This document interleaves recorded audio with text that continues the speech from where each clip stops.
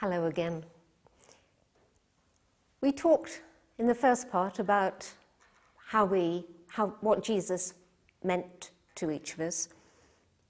Now I want to say how that's affected how I live my life, and how those teachings have affected my thinking.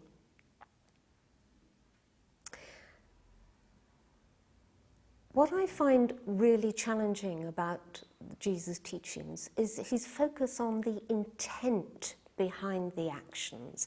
It's not the action alone that should be judged, it's the underlying intent. And so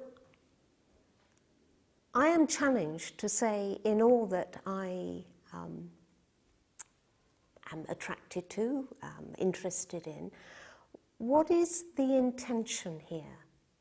In others, is it one that has an integrity that I can respond to? What is my intention? And is this really one that I want to own up to? Or does it require that I adapt and change? So it is both intention and then how often Jesus talked about his integrity, where he hated injustice.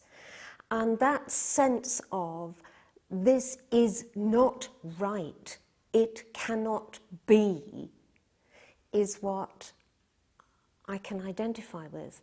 And it has led me to convert a childhood, I can say interest, fascination almost, with prisons and prison reformers and their courage and the what would make anybody positively choose to go into a situation of difficulty, danger, and a place where you weren't particularly wanted at all. And I know that because I have since become a visitor in prisons and have learned the huge, huge sadness of the waste of the prison system as we have it in this country. And the injustice that the majority of our men and women in prison are of the highest levels of illiteracy compared with the wider community, of being in care in childhood. Oh, I could go on. It's as if the injustice is one that we keep on meting out to those who are deprived in our society. That is not to say, however, that I think all people in prison are sweetness and light, and if only we would open the doors, their lives would be changed. Rubbish. No, there must be a much more hard-headedness that goes along with this passionate sense of injustice. But I just touch upon that as how it's affected what I've chosen to do.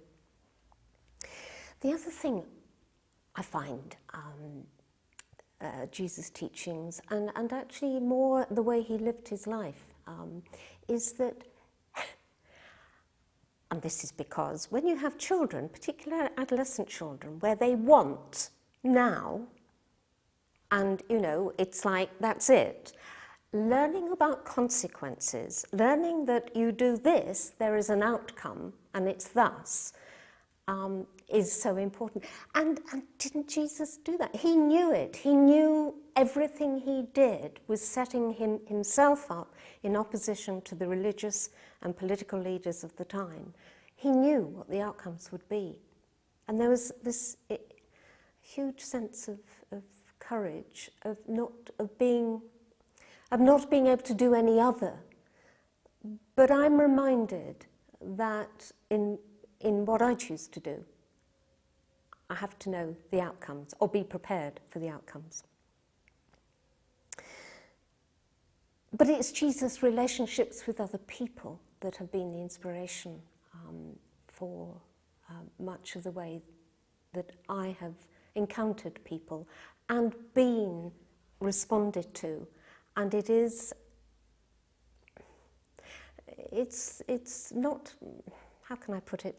Jesus allowed people to believe in themselves even when they didn't, because he believed in them. And I've learnt that, and I've learned to offer it to others.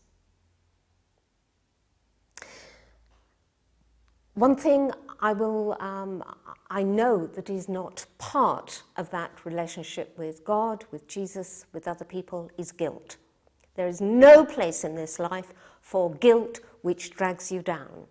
Guilt which acknowledges that was a stupid thing to do, that was a mistake, that was so unkind, deal with it.